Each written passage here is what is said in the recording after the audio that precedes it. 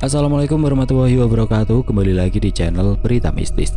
Untuk kisah kali ini masih melanjutkan dari kisah yang sebelumnya, sebuah kisah dari tulisannya Dian Angga Permana. Kisah yang berjudul Misteri Istri Pak Dawi. Dan sebelum kita lanjut ke ceritanya, tekan dulu tombol like video ini dan jangan lupa tekan juga tombol subscribe channel ini. Nyalakan juga lonceng notifikasinya agar tidak ketinggalan cerita-cerita baru dari channel ini. Dan buat teman-teman yang pengen membaca langsung ceritanya, nanti silahkan saja kunjungi linknya yang nanti akan saya sertakan di kolom deskripsi. Dan seperti apa untuk lanjutan dari kisah ini, langsung saja kita masuk ke ceritanya.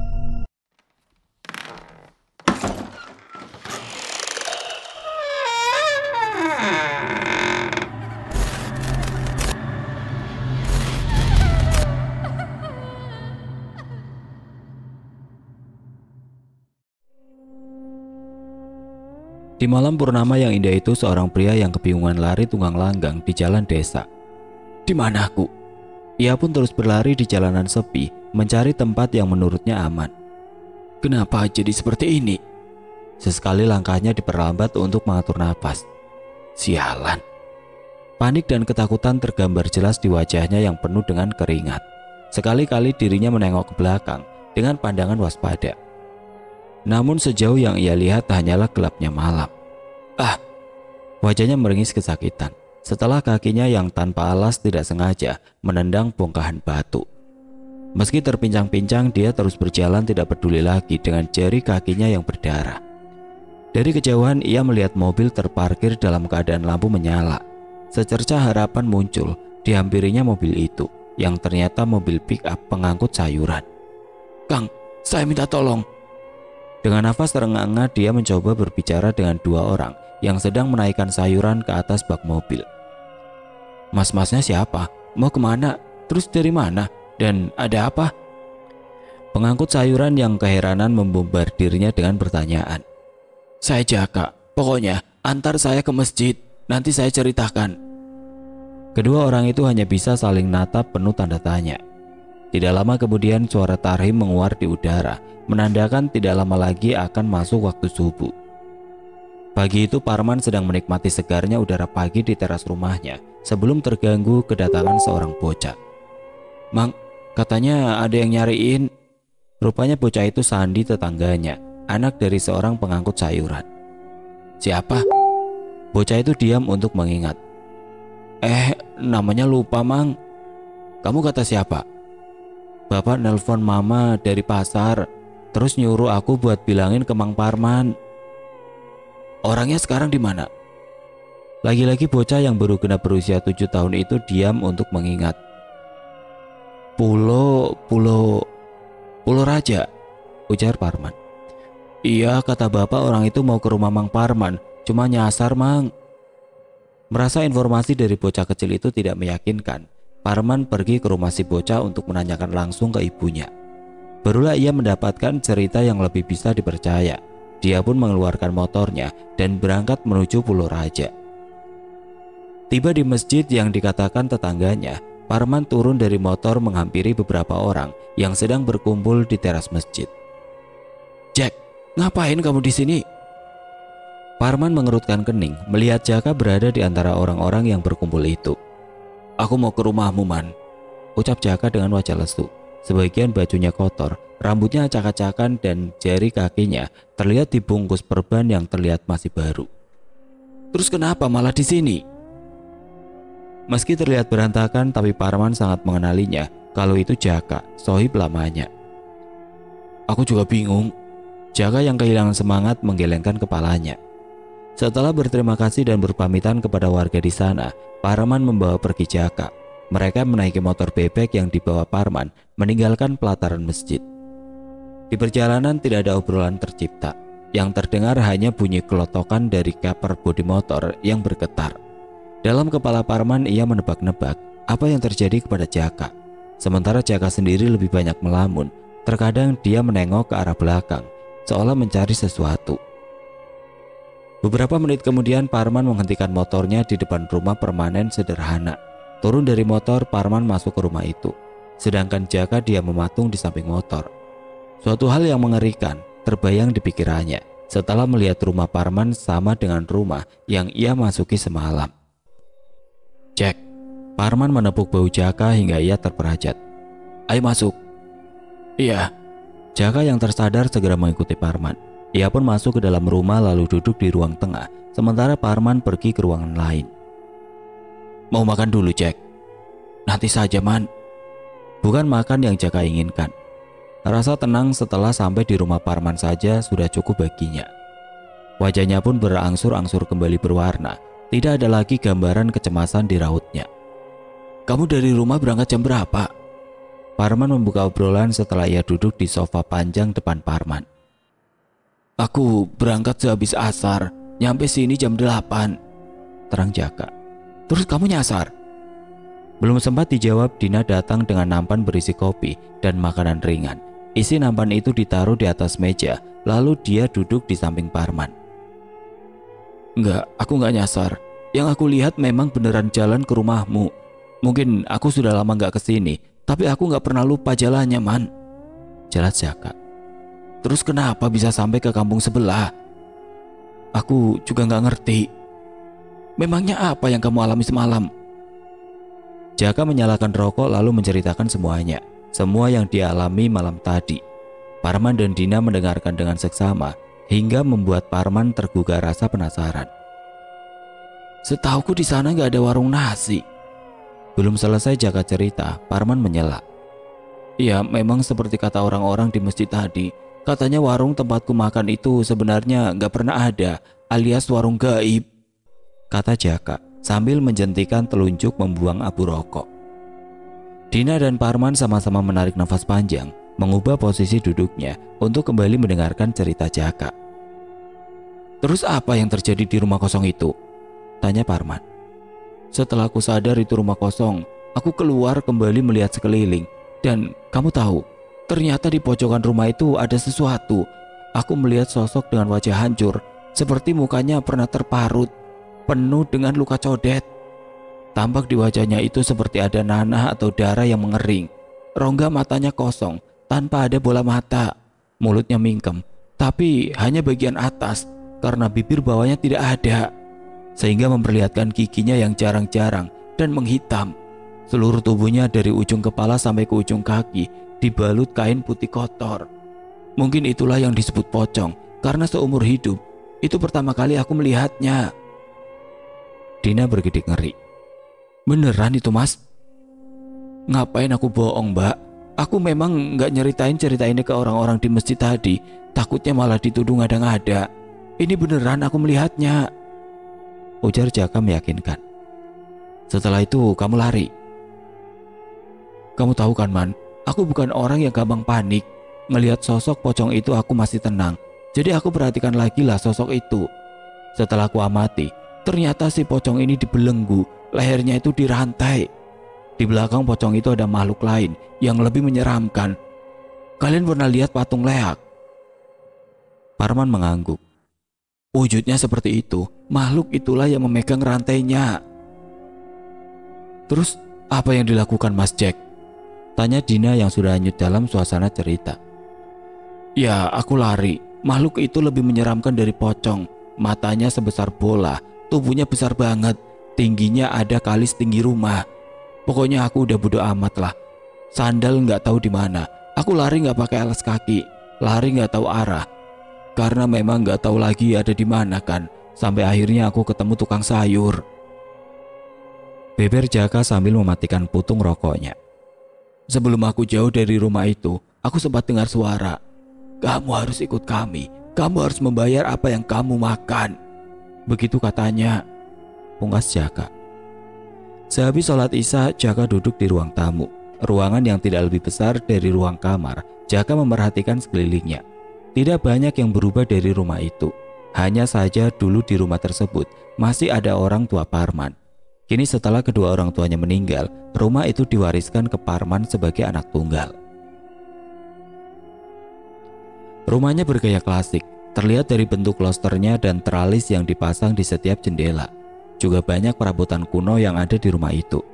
Seingat Jaka, orang tua Parman memang suka mengoleksi benda-benda zaman dulu, termasuk benda-benda yang dikeramatkan seperti keris. wayang kulit, dan lainnya. Benda-benda kuno di rumah Parman mengingatkan Jaka dengan sesuatu. Ia mengorek-ngorek isi tasnya dan mengeluarkan benda panjang berwarna kuning keemasan. "Apa itu, Jack?" tanya Parman yang tiba-tiba muncul di ruang tamu. Jaka yang tidak sempat memasukkan kembali benda itu hanya menggelengkan kepalanya. "Nggak tahu, Man." "Memangnya dari mana?" tanya Parman lagi dengan wajah penuh selidik. "Semalam aku melihatnya di pinggir jalan. Kupikir mungkin ini berharga, jadi aku ambil." Mendengar penjelasan Jaka, Parman duduk di dekatnya. "Coba lihat," kata Parman meminta benda yang dipegang Jaka.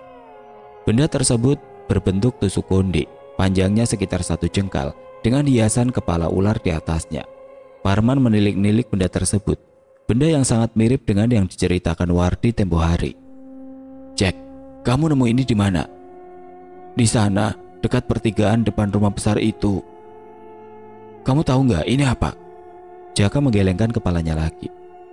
Parman diam sambil memandangi benda itu.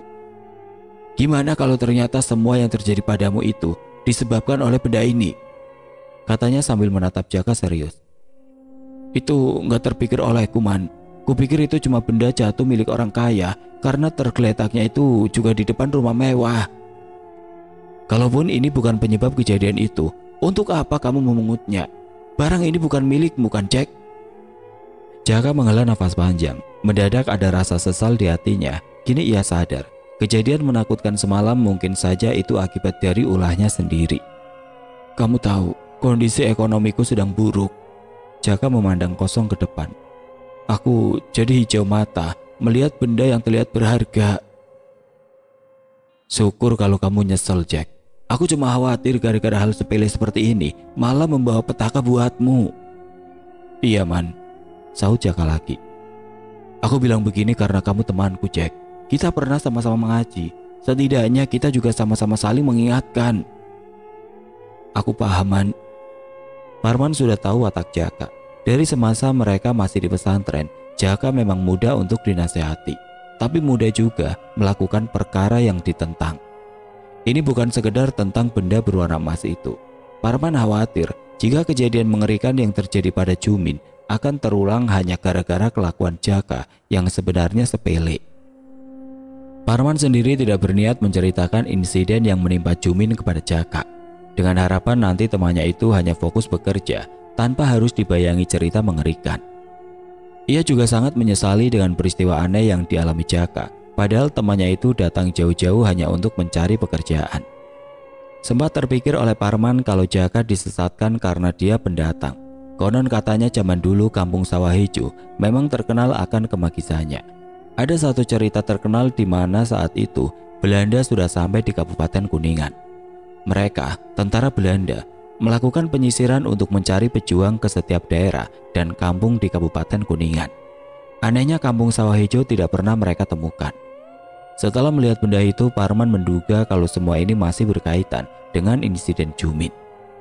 Kalau seandainya itu benar, kenapa harus selalu ada di rumah Pak Dawi dalam setiap cerita mengerikan itu? Jaka menemukan benda itu di depan rumah Pak Dawi. Insiden Jumin juga terjadi di rumah Pak Dawi. Ada apa dengan rumah itu? Suasana semakin sunyi saat malam semakin larut, menyisakan 2 orang yang masih terdengar bercanda tawa, asik mengobrol. "Sekarang mending istirahat, besok kita mulai bekerja. Sekalian kita kembalikan benda itu ke tempat asalnya," kata Parman sebelum bangkit dari tempat duduknya. "Tidur di kamar depan, Jack. Jangan di ruang tengah, dingin," ujar Parman lagi. Lalu dia masuk ke kamarnya menyusul Dina yang sudah duluan tidur. Sepeninggal Parman, Jaka tidak langsung pergi tidur. Ia masih duduk merenungi perkataan Parman. Malu ia rasakan akibat tingkah konyolnya mengambil benda yang bukan miliknya. Padahal Parman sudah berbesar hati untuk menampung bahkan memberinya pekerjaan. Setelah hatinya tenang dengan menghabiskan beberapa batang rokok, Jaka pergi ke toilet. Lalu ia masuk ke kamar depan untuk beristirahat. Sebuah ranjang terbuat dari besi teronggok di kamar itu. "Perabotan zaman dulu," gumam Jaka. Ia pun merebahkan tubuhnya di ranjang besi tersebut. Belum sempat terlelap, tiba-tiba Jaka merasakan ranjang besinya bergoyang. Sontak Jaka bangkit dan duduk di atas ranjangnya. Gempa. Guncangannya semakin terasa. membuat ranjang besi yang diduduki Jaka ramai berdecitan. Hanya saja guncangan itu berjeda beberapa detik sekali. Tunggu, sepertinya ini bukan gempa. Perasaannya mulai tidak enak. Jaka duduk mematung untuk memastikan kalau dugaannya itu salah. Namun ternyata dugaannya benar. Langkah kaki. Wajah Jaka terlihat was-was. Bayangan menakutkan perlahan tergambar di kepalanya. Tidak terbayang oleh Jaka makhluk sebesar apa yang ada di luar sana, sampai langkah kakinya menyebabkan guncangan. Jantungnya serasa akan copot saat mendadak suasana menjadi hening. Tidak sampai di situ, keadaan juga semakin mencekam ketika derapan langkah kaki itu berhenti tepat di samping kamar yang dihuni Jaka. Jaka. Sebuah suara menggema memanggil namanya, menyebabkan bulu kuduk Jaka merinding hebat. Jaka. Suara itu kembali terdengar untuk kedua kalinya. Jaka. Kini intonasi suaranya semakin meninggi, membuat Jaka menggigil. Bukan main sangat ketakutan. Kamu harus ikut kami. Dengan keadaan gemeteran, Jaka mencoba membaca ayat Al-Quran. Ternyata itu malah membuat si pemilik suara menyeramkan itu terdengar murka. Kau pikir kami takut dengan ayat suci yang kau bacakan? Tiba-tiba terdengar suara dentuman yang membuat Jaka terperajat dan teramat sangat ketakutan. Keluar atau kami paksa. Adzan subuh berkumandang. Parman mengetuk pintu kamar Jaka untuk mengajaknya pergi sholat berjamaah di masjid. Rupanya Jaka tidak ada di dalam kamar. Ia pun beranggapan kalau Jaka pergi ke masjid duluan, karena pintu depan juga tidak terkunci. 1 jam kemudian Parman sudah kembali dari masjid. Jaka kemana ya, Dek? Di masjid juga nggak ada, kata Parman pada istrinya. Aku juga nggak tahu, Bang.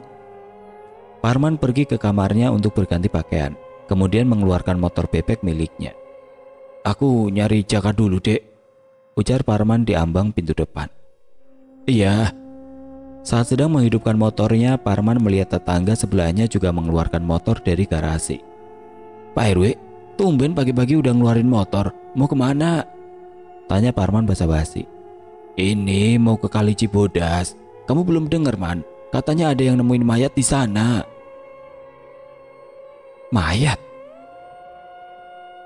Innalillahi wa inna ilaihi rajiun.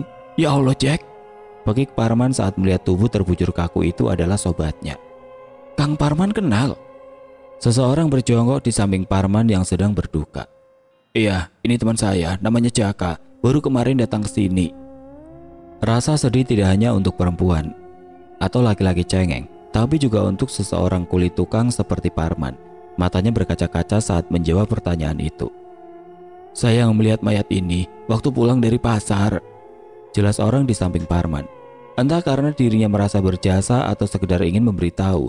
Rasanya siapapun yang menemukan jasad Jaka bagi Parman bukanlah sesuatu yang penting. Lebih berguna kalau seandainya ada yang tahu penyebab kematiannya. Maafin aku, Jack, kata Parman di samping jenazah Jaka sebagai ucapan terakhirnya. Parman memisahkan diri dari kerumunan. Semakin lama melihat jasad itu, rasa bersalah timbul dalam hatinya. Ia bahkan belum sempat membawanya bekerja sebagaimana yang dirinya janjikan kepada almarhum. Suara bising dari sirine mobil polisi makin mendekat. Para instansi berseragam coklat itu datang untuk menangani kasus ini setelah menerima laporan. Tidak hanya itu, 1 mobil jenazah dan beberapa mobil berlogo televisi nasional juga ikut hadir. Tim yang memakai baju bertuliskan forensik mulai turun ke bawah jembatan menuju lokasi jasad Jaka dibarikan.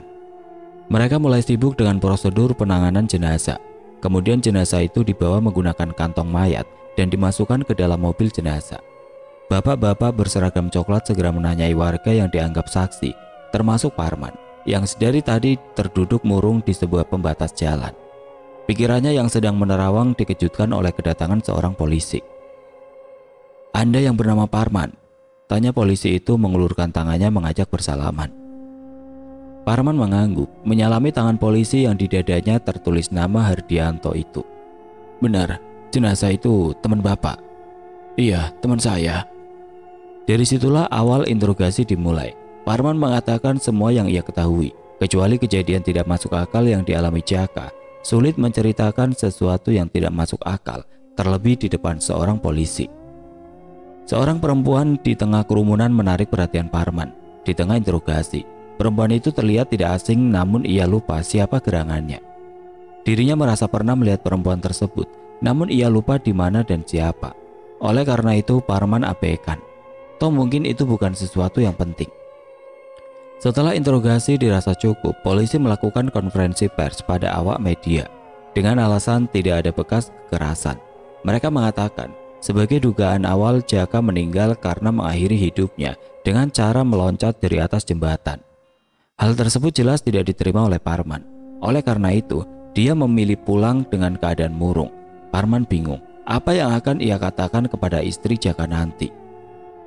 Dengan gontai Parman turun dari motor berjalan masuk ke dalam rumah, lalu menjatuhkan diri ke atas sofa di ruang tengah. Di tengah kegaduhannya, Parman dihampiri Dina yang datang dari luar. "Jadi benar itu Mas Jack, Bang?" tanya Dina yang tergopoh-gopoh duduk di samping Parman. Parman tidak langsung menjawab. Tangannya mengusap wajah meski tidak ada keringat di mukanya. "Iya, Dek," jawab Parman lesu. "Innalillahi. Sebenarnya ini ada apa sih, Bang? Mas Jumin aja belum 7 hari loh, sekarang Mas Jack." Dina menatap Parman cemas. Mendadak dirinya diliputi rasa was-was. Parman menggeleng-gelengkan kepala, ia sendiri juga bingung. Kata polisi, Jaka bunuh diri. Tampang terkejut tidak bisa disembunyikan Dina saat mendengar pernyataan suaminya. "Perasaan semalam Mas Jack normal-normal saja, Bang. Gak kelihatan seperti orang mau bunuh diri." "Abang tahu watak dia. Jaka gak mungkin bunuh diri, Dek. Lagian gak ada alasan buat dia melakukan itu." "Kalau gitu, sebenarnya Mas Jack ini kenapa ya? Kenapa jasadnya ada di sungai?" Pertanyaan yang sama yang ada di pikiran Parman. Kematian Jaka sangat tidak masuk akal. Andai dirinya tahu apa yang terjadi semalam. Apa ini gara-gara benda yang abang obrolkan sama Mas Jack semalam?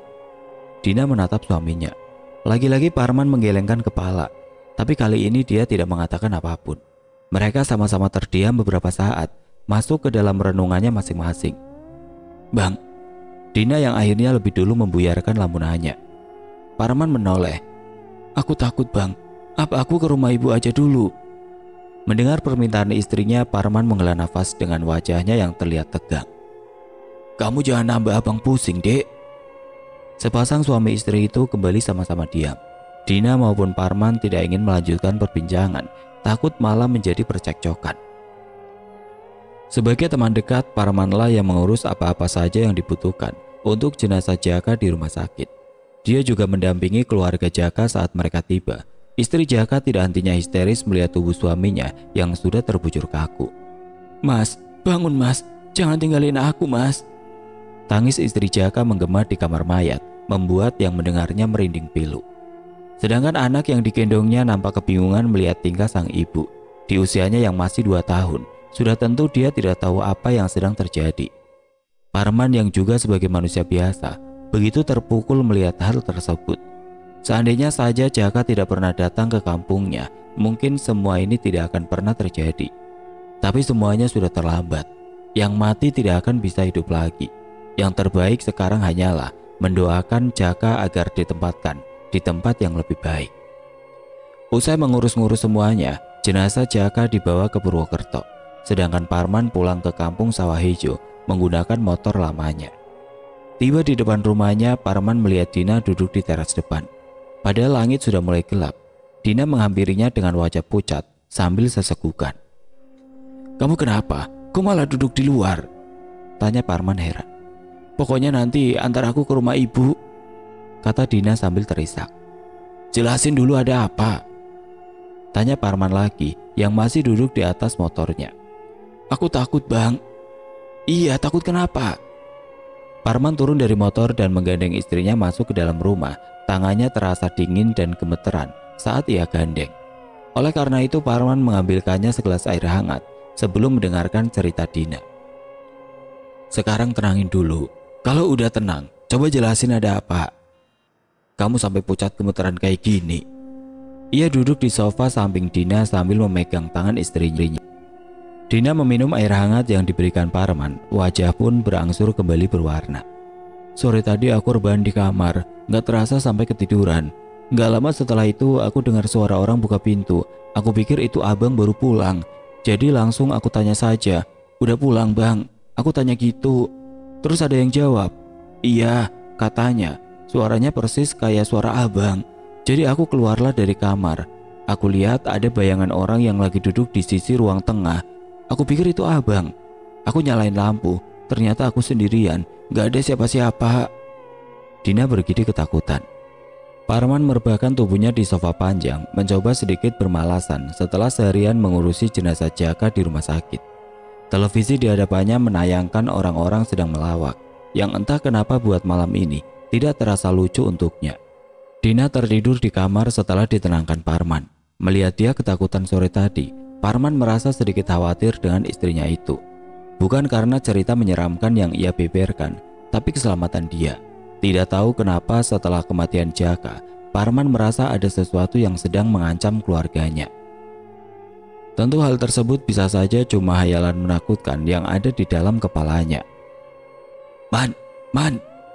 Kontan Parman mengecilkan volume televisi yang sedang ia tonton. Suara lirih yang begitu menyedihkan tidak sengaja tertangkap indera pendengarannya. Ia yakin suara itu bukan dari televisi. Karena itu, Parman terdiam untuk memperjelas pendengarannya. "Man, tolong aku, Man." "Jack." Parman bangkit dari sofa tempat ia berbaring. Wajahnya celingukan mencari asal suara. "Jack, itu kamu?" ujar Parman yang sudah berposisi duduk. "Ini aku, Man. Tolong, Man." Suara itu terdengar dari arah depan. Parman bangkit dari sofa berjalan menuju jendela depan. "Man." Tangan Parman menarik sedikit gorden rumahnya untuk menengok keluar. Dan ia tidak percaya dengan apa yang ia lihat. Jarak antara teras rumah Parman dengan jalan aspal sekitar 10 meter. 1 meter dari jalan aspal itu ada pohon ketapang tua. Di bawah pohon itulah Parman melihat Jaka. Walau jaraknya tidak terlalu dekat, tapi Parman yakin itu adalah Jaka, lengkap dengan kain kafan dan kapas yang masih menutupi hidungnya. "Man, kamu kenapa, Jack? Tempat kamu sudah bukan di dunia ini lagi." Parman sedikit pun tidak merasa takut.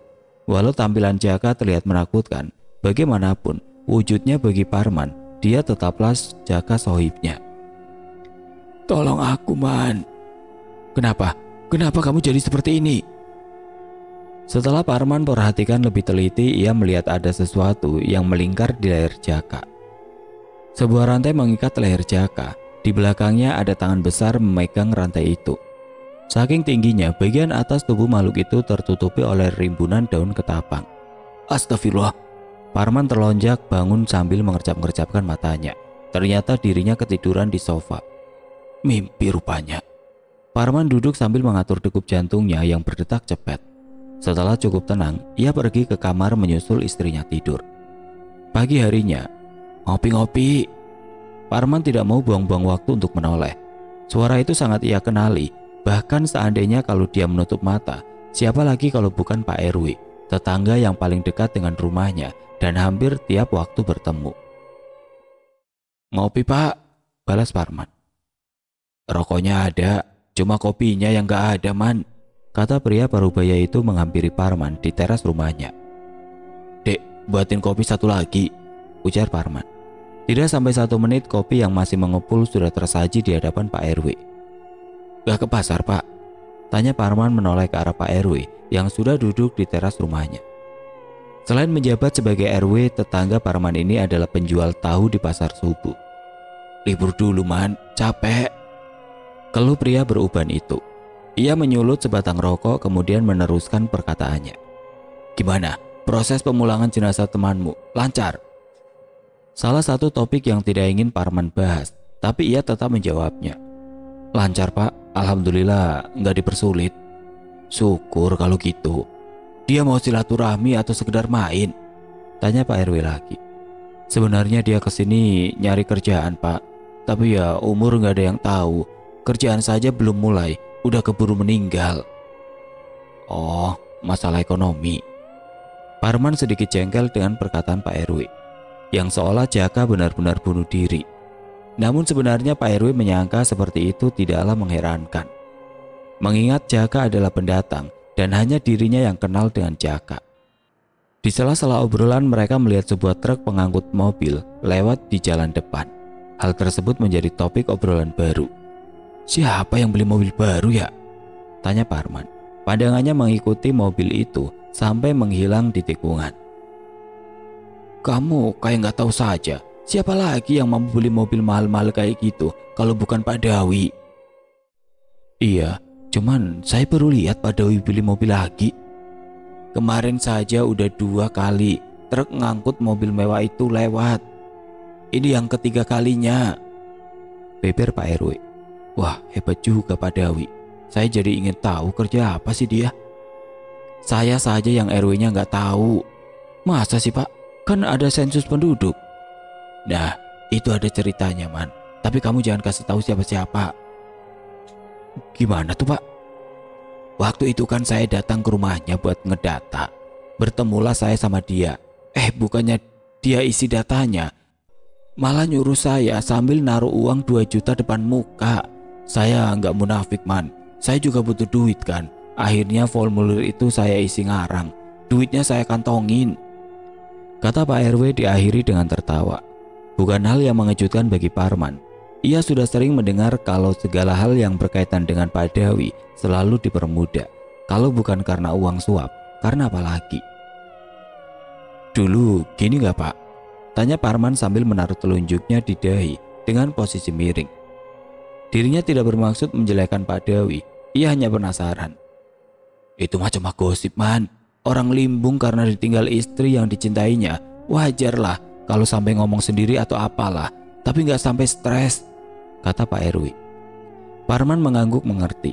Padahal dia sama sekali tidak pernah punya prasangka kalau Pak Dawi itu stres. Kalau anaknya pada kemana sih Pak? Biar kata saya RW 3 periode, saya juga nggak tahu man. Kamu tahu sendiri, Pak Dawi itu orangnya tertutup banget. Apa-apa nyuruh anak buahnya. Sebenarnya Parman ingin tahu lebih banyak lagi tentang Pak Dawi, namun harus pupus saat ada seseorang yang bertamu ke rumah Pak RW. Terpaksa obrolan pun berakhir setelah Pak RW pulang ke rumahnya.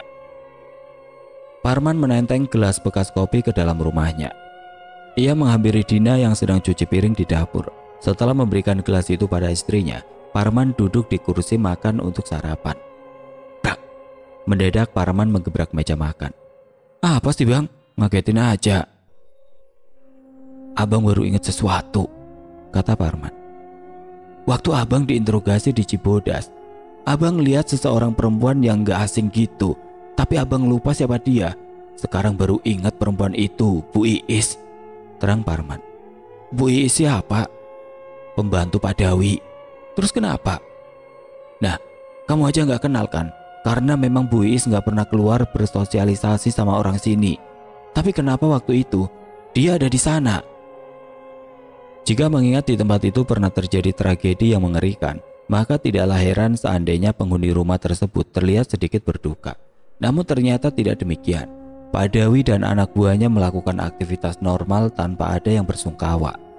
Insiden terpotongnya lengan seseorang tukang itu seolah peristiwa biasa. Dengan pakaian serba kuning kemasan, penampilan Pak Dawi tampak rapi dan formal. Hal tersebut menegaskan kalau dirinya akan berpergian. Ia pun keluar lewat pintu depan rumahnya setelah melihat mobil baru bermerek BMW sudah terparkir di depan teras. Bukan. Tidak lama kemudian pintu mobil berharga miliaran tersebut terbuka dengan sendirinya. Pak Dawi masuk. Terlihat sopir yang bernama Janu sudah duduk manis di kursi kokpit, siap mengantarkan kemanapun majikannya pergi. Jalanu. Kendaraan yang ditumpangi Pak Dawi mulai melaju perlahan. Mobil itu pun terhenti di depan gerbang menuju pintu terbuka. Perlahan pintu bergeser. Nampaklah seorang pria berkulit coklat dengan tas di punggungnya sedang berdiri di balik gerbang. Mas Parman, ujar Pak Dawi setelah dia membuka kaca mobil. Pak Dawi keluar dari mobil dan menghampirinya. Gimana kabarnya? Sehat? Tanya Pak Dawi sembari menyodorkan tangannya untuk bersalaman. Parman tersenyum menyalaminya. Alhamdulillah. Saya turut berbelasungkawa atas meninggalnya teman Mas Parman, ungkap Pak Dawi. Maaf banget Mas, waktu itu saya sedang tidak ada di rumah. Lanjut pria yang berumur hampir setengah abad tersebut. Gak apa-apa Pak, mungkin udah jalannya seperti itu. Mau bagaimanapun, siapa yang tahu soal nasib orang? Kata Parman memaklumi. Sekarang sendirian? Iya, belum nemu yang mau kerja Pak. Oh, ya sudah kalau begitu, monggo dilanjutkan kerjaannya. Kalau ada apa-apa bilang saja sama asisten pribadi saya ada urusan dulu di luar. Pungkas Padawi. Ia kembali memasuki mobilnya meninggalkan Parman yang masih berdiam diri. Mobil pabrikan Jerman itu keluar melewati gerbang, lalu melesat pergi meninggalkan rasa penasaran di benak Parman. Parman merasa ada sesuatu yang berbeda dari Padawi, namun ia tidak tahu apa. Parman melangkah penuh keyakinan entah apa yang mendorongnya hingga membuat dia sangat bersemangat. Patung leak sudah ia lewati. Parman berjalan lurus ke belakang rumah Padawi. Setibanya di belakang, sisa-sisa kepanikan hari itu masih terlihat, kecuali cacaran darah yang mungkin sudah dibersihkan. Parman tidak tahu siapa yang mengambil potongan tangan Jumin karena saat itu dirinya masih shock. Jangankan mengambil potongan tubuh Jumin, ditanya pun tidak bisa waktu itu. Indri, asisten pribadi Padawi, menghampiri Parman. Saat Parman baru beberapa saat tiba di halaman belakang, perempuan itu berhenti tidak jauh dari Parman yang kini sedang mengeluarkan alat-alat dari dalam tasnya. Asisten gak becus, gerutu Parman dalam hatinya. Ia masih ingat bagaimana frustasinya kala itu saat dirinya mencari pertolongan. Saya minta maaf atas kejadian hari itu, ucap Indri pada Parman yang terlihat tidak peduli. Seandainya saat itu Parman tidak bisa mengontrol emosi, mungkin sudah dia tampar perempuan di hadapannya. Parman merasa muak melihat perempuan bernama Indri itu. Saat dibutuhkan dia menghilang. Sekarang datang meminta maaf dengan tampang tidak merasa bersalah. Ya, sudah terjadi, mau gimana lagi, kata Parman acuh. Tangannya masih mengorek isi tas mengeluarkan alat-alat tukang. Waktu itu saya sedang di kamar mandi, gak dengar orang teriak. Saya tanya pembantu juga katanya mereka gak ada yang dengar Mas Parman teriak minta tolong. Jelas Indri yang sebenarnya malah membuat Parman semakin jengkel. Alasan itu tidak masuk akal jika melihat hari sebelumnya rumah itu tidak pernah sepi. Entah itu pembantu yang keluar masuk dapur atau si asisten sendiri yang sering keluar mengontrol pekerjaannya. Ingin sekali Parman memakinya, namun ia sadar memarahinya tidak akan membuat Jumin hidup lagi. Karena itu Parman hanya mengangguk, menanggapi perkataan Indri tanpa mengatakan apapun. Habis mandi sebenarnya saya ke belakang Mas, tapi sudah nggak ada siapa-siapa. Akhirnya saya cek CCTV karena lihat darah bercecer. Saya lihat Mas Parman sudah di depan gerbang. Baru saat itu saya sadar teman Mas Parman kecelakaan. Setelah saya buka gerbang, saya lari ke depan, tapi Mas Parman sudah pergi. Entah benar atau sekedar cerita karangan, Parman mengabaikan si asisten pribadi itu. Ia sudah tidak peduli lagi dia mau beralasan seperti apa. Parman memilih fokus untuk mulai bekerja sampai si asisten pergi dengan sendirinya. Mesin sudah dinyalakan. Parman mulai memotong-motong besi untuk beton. Sesuai perhitungannya, proyek ini memang terlalu berat jika dikerjakan seorang diri. Mungkin sebaiknya dia mencari rekan lagi, walaupun ia masih trauma. Terlepas dari itu, tidak tahu kenapa dari tadi dirinya merasa selalu diawasi. Ia merasa ada yang terus memperhatikan gerak-geriknya. Sudah beberapa kali Parman melihat sekeliling, namun tidak menemukan siapapun. Terkadang suatu wangian tercium olehnya, wangian yang tidak asing sebenarnya. Namun lagi-lagi, Parman lupa entah wangi apa yang ia cium itu. Matahari terik membuat Parman menepi. Ia minum dan makan bekal yang dibawanya, padahal satu nampa makanan sudah teronggok di teras belakang. Parman sama sekali tidak tertarik dengan isi nampa itu. Kejadian Jumin dan Jaka sudah cukup jadi peringatan untuknya, terlepas itu disebabkan makanan yang dimakannya atau bukan. Saat sore menjelang, Parman tidak langsung pulang. Ia duduk di teras samping nampa berisi nasi tumpeng. Bukan untuk memakannya, ia hanya beristirahat sambil menunggu bayaran upah untuk hari ini. Tidak berapa lama Bu Iis keluar dengan membawa sapu di tangan kirinya. Gak dimakan nasinya Mas, sayang loh, kalau gak dimakan nanti dibuang, kata Bu Iis ketika dirinya melewati Parman untuk mulai menyapu dari ujung teras. Berbeda dengan Indri, si pembantu tidak meminta maaf sama sekali. Enggak, makasih, saya bawa bekal sendiri. Parman menoleh memperhatikan pembantu itu. Berusia sekitar 35 tahun, Tubuhnya ramping tidak terlalu tinggi dengan rambut sebahu berwarna kekuningan. Tidak salah lagi, Parman yakin yang dia lihat di Cibodas memang Bu Iis. Untuk ukuran pembantu, penampilan Bu Iis cukup mencolok. Kalau dibandingkan dengan warga kampung biasa, itulah sebabnya pandangan Parman langsung tertuju padanya saat si pembantu berada di kerumunan orang di Cibodas. "Kok malah bawa bekal?" celoteh si pembantu jengkel. Sudah kedua kalinya buruh tukang itu tidak mau memakan masakannya. "Saya lebih suka sayur," kata Parman beralasan, membuat Bu Iis tidak bisa berkata-kata apalagi. Pembantu yang bernama Iis itu mulai menyapu membersihkan debu yang terbawa angin. "Oh ya, kemarin Bu Iis keluar ya?" tanya Parman sambil menoleh ke orang yang ia tanya. "Oh enggak mas, saya seharian di sini, boro-boro keluar, hampir tiap waktu ada kerjaan," terang Bu Iis yang sudah membersihkan hampir separuh teras halaman belakang. "Loh, tapi kemarin saya lihat Bu Iis di Kali Cibodas." Perkataan Parman membuat Bu Iis menghentikan sejenak aktivitasnya. Jelas dia terkejut, namun dia berusaha menyembunyikannya. "Salah lihat kali mas, kemarin saya nggak kemana-mana," kata si pembantu mencoba bersikap biasa. Perkataan Bu Iis bisa saja benar, mungkin dirinya memang salah lihat. Tapi Parman tidak bisa dibohongi kalau si pembantu itu sedang menyembunyikan sesuatu. Sayangnya, pertanyaan lain tidak sempat Parman lontarkan. Karena Indri tiba-tiba muncul di pintu belakang. Indri memberikan uang sebagai upah harian Parman, membuat Parman mau tidak mau harus pergi. Padahal masih banyak hal yang ingin ia gali dari rumah penuh misteri itu. Oke teman-teman, sampai di sini dulu ceritanya. Nantikan kelanjutan kisah ini di video berikutnya. Agar tidak ketinggalan, klik tombol subscribe channel ini dan nyalakan lonceng notifikasinya. Wassalamualaikum warahmatullahi wabarakatuh.